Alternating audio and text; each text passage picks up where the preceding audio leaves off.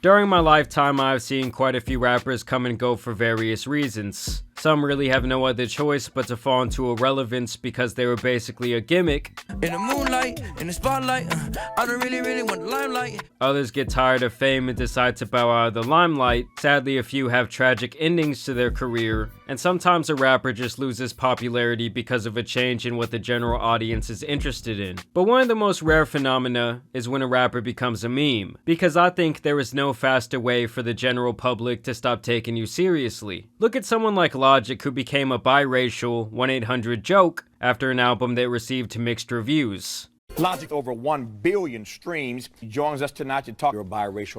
It's biracial rapper. In black and white, biracial, white, black and white, biracial, a black father and a white mother. Before this record came out, he was much more heavily respected, and while he is still cutting some great records till this day, it's safe to say that the general public has made him more or less someone to not be taken seriously. This brings me to the main topic of today's video, Chance the Rapper, who I actually feel draws a lot of comparisons to Logic when it comes to his career. Recently, it was the 10-year anniversary of the mixtape that really put him on, Acid Rap. It's hard to believe it's been a decade since this dropped because I still remember that era like it was yesterday. It's called Acid Rap because I started doing a lot of LSD when I started on the project. I was in college, and as you can imagine, this mixtape was an anthem for me, as much like Chance, I was experiencing all new things being away from home. I had never heard anyone rap like this. Everything from the beats, to the melodies, to his voice, was so unconventional that it somehow worked. I'm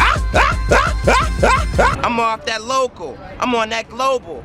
I often have dreams of being locked in my mama's Volvo, watching the garage burn down. Chance Bennett, a peculiar name.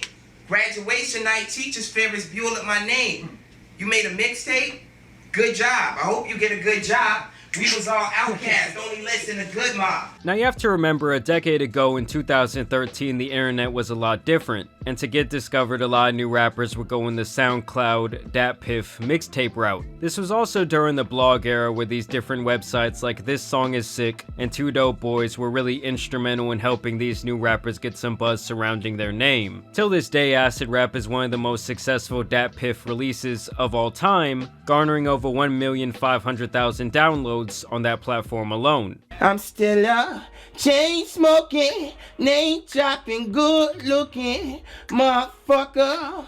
And the reason it was called Acid Rap was because a good chunk of the time that Chance was creating this album, he was on a tab and other mind-altering substances. Now, this was not actually Chance's first attempt at making music, as he had previously released 2 other mixtapes by the name of Good Enough, and of course the infamous 10 Day, which was a decent project in itself that gained him some traction, and mainly served to prove to listeners that he could actually make some decent music, and really have something to say. Interestingly enough, the album is called 10 Day because Chance was suspended from school for 10 days after they caught him smoking, and that's when the inspiration for this mixtape began. At this time, he showed a ton of potential for someone still in high school, and Chance saw this as a major turning point in his life. And then he just happened to see us smoking, emptied out our bags and shit. He could have either arrested us or he could have got us suspended, but he did both.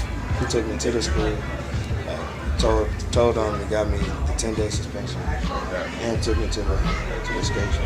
This mixtape eventually landed him a spot on Complex's 10 New Chicago Rappers to Watch Out For. In between the release of these 2 mixtapes, Chance would acquire the attention of Childish Gambino, who invited him to be the opening act for his first tour around America. Seems like you guys have a lot of fun together when you're making music and hanging out. We're like big brother, little brother. You said that before. It's true. Like, I love Chance. I fucking hate Chance sometimes.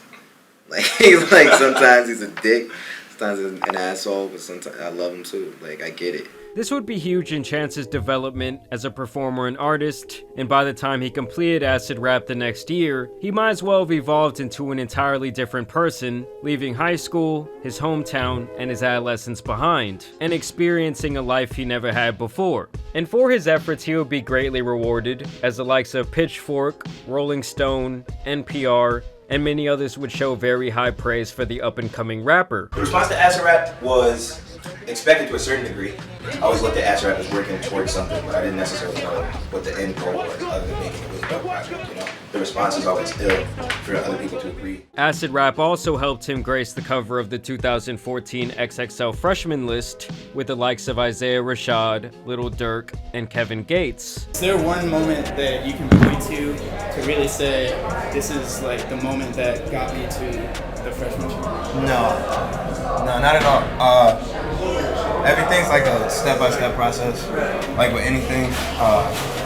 But it was, I don't know, luck and blessings that got me here, and hard work and shit, so I couldn't put my finger on one moment. And it seemed like Chance had officially arrived in the game and was making some massive noise out of the Chicago area along with acts like Mick Jenkins and Vic Mensa, but Chance was definitely leading the way. For the next couple of years, he went around performing and making the most of his new opportunities at hand. People saw major promise in Chance as a pioneer in music, and in 2015 he would release Surf, a free album that he created with Donnie Trumpet and The Social Experiment. I think he's important because I think it's an independent way. I think what he's doing there, I just think that's so important. And also, I just think the whole vibe of what they're doing, like in terms of like The Social Experiment, they're all mates, kind of grew up together, they're doing it for fun. This would also be well received by the general public, and in August of the same year, he would release a collaborative mixtape with Lil B titled Free. This would continue to keep his name in the blogs and help even more people pour into his fan base every single day. This was also around the time that he would get the attention of fellow Chicago native Kanye West,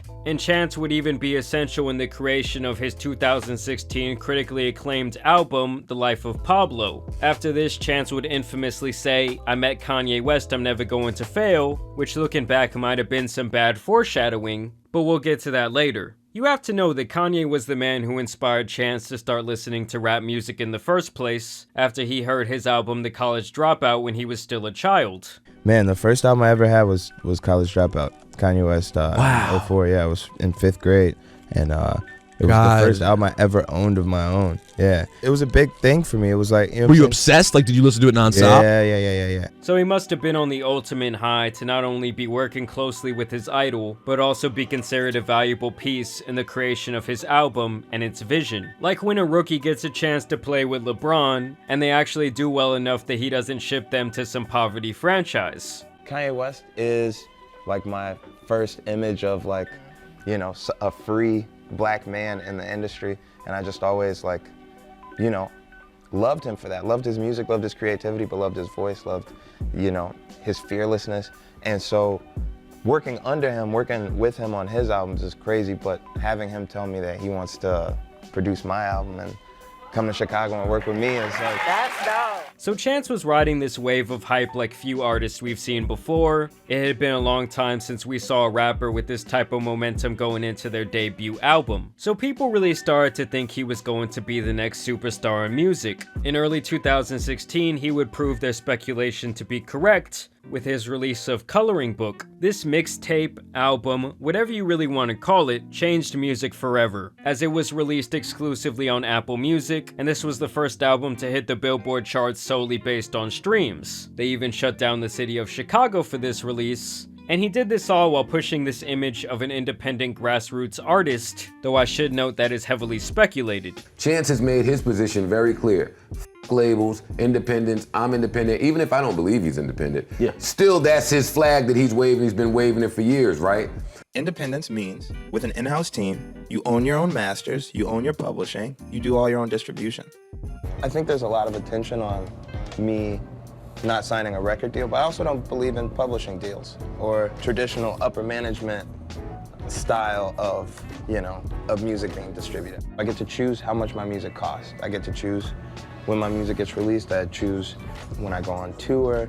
Obviously, Coloring Book set the precedent for years to come, as nowadays streaming is where most artists accumulate the bulk of their album sales, and it is the main way that people digest music in general. At this time, Chance was absolutely the most marketable new artist on the block, receiving sponsorships from the likes of Sprite, H&M, Nike, New Era Cap, Nestle, and many others. You know how many kids I saw walking around with that stupid hat on my college campus? It was like this man could really do no wrong. He had his own unique style, he kept making good enough music to propel himself forward, he kept it independent, and he ultimately lived up to the massive hype of this third mixtape release, literally changing music consumption forever and leading the way. Like, let me put it this way, if acid rap had lit a small fire on a gas stove, then Coloring Book burned down the whole damn block. From here, Chance would continue riding the wave of massive success. He was winning Emmys, headlining the biggest music festivals, performing on SNL, continuing to do his thing on various collaborations, and even getting involved with politics and social work in a major way, especially in his local Chicago community. Keep my eyes focused on, the things that really affect us systemically, which is where the law is. So to a certain degree, I have to be, up to date on what's going on politically. You do believe in making change and contributing to our public institutions because you have created a fund that just donated, you raised and have donated $2.2 million to Chicago public schools. Which was really no surprise, as his father himself had high-ranking politically affiliated jobs back when Obama was the senator of Illinois. This seemed important to Chance from the very beginning, and he kept his promises in helping his people and spreading a message of anti-violence, which Chicago so desperately needed. I don't believe in the parties, I believe in people, and, even with all my power, I'm just one vote, but that vote doesn't, belong to nobody. I'm gonna make my choice when somebody steps up. He went on like this for years, helping people and also basking in the glow of all of his hard work and great music, and really showing himself to be a true testament of seeing massive success while remaining an independent artist with full creative control over his career. In 2018, he would head to Wyoming once again to try and repeat his magic he had with Kanye West, announcing that the two would be working on his next album, Good Ass Job. Worked on Pablo with him, and fire. Good Ass Job is in the works. Yeah. I know that's a project you guys have talked about. Yeah. When can we expect that? Is that done? It's definitely far from done. It's something that gets brought up in conversation every once in a while. But due to reasons unknown to the public, this album never saw the light of day, and it seems like the two began to have some distance between them in their personal relationship. After this, Chance's career would be turned upside down, and it all started when he announced that he would be releasing his debut album once again, only now under the name The Big Day, an album that centered around his love and marriage for his wife, Kirsten Corley, who he had recently gotten married to prior to the release of this album. Unlike all of his previous work, Chance would no longer care for the opinions of people he had around him before, like his former manager, and would choose to basically ride this one out with his brother and father being his sounding board for what was basically good. I mean, honestly, it sounds like he wanted a bunch of yes men around him for this project. This would be a costly decision, as The Big Day was met with massive criticism and social media ridicule. He would become a meme, as fans and skeptics alike joined in on hating this album, telling him things like he needed to go back to the acid, that they missed the old him, and basically that his Linsanity run was over. In short, people felt that the album was inconsistent in terms of its quality and lacked the cohesion of his previous work. Some critics also felt the album's 22 tracks were too long, and that his attempt to balance his personal life with his music didn't always come together effectively. We already knew Chance was sensitive to naysayers, as in years past he had critical articles about himself removed from the internet. So it was clear the hate was really getting to him, even going back and forth with a couple of random fans on Twitter in some very petty arguments. Even worse, Chance was then struggling to sell tickets to his Big Day tour, and eventually, after trying to downsize venues, canceled the tour altogether. This would be the beginning of his dissension, as soon he would find himself being sued by his former manager for millions of dollars, a man named Pat, who he said knew that The Big Day was going to be the biggest mistake of Chance's career. It was almost like overnight, his whole trajectory as an artist and potential icon changed. He went from being seen as the people's champ to the meme of the month, and this was all like the perfect storm that manifested into a hurricane to damage his career forever. Like I said previously, it's never good for a rapper to become a meme, and he was never really the same after this, as it has now been almost 4 years since he released The Big Day, And since this moment, despite dropping some really good music, there was more of a return to form, Chance's name has completely cooled off, as a fraction of the people who were previously awaiting his music care at this point. And now recently, videos have surfaced of him dancing wildly with women in the streets of Jamaica, which his wife very subtly took shots at him for on Instagram. And now he is once again being memed into eternity after making an album about how much he loves his wife, and then a couple years later being seen in public acting like this. So considering all of this information, what do you guys think? Can Chance still come back with another great album? Or did he blow his chance to be a superstar years ago? Maybe you even think this was just the natural progression of his career based on his talent level. Because I gotta be honest, Coloring Book it really wasn't for me either. Once he started going into all the gospel stuff, I really just lost interest. Either way, his uprise and his downfall are equally crazy, and unlike almost anything we've ever seen, from such great highs to such sunken lows. We do still need to acknowledge that this man is a pioneer in the music space, but it is really sad to think about what could have been.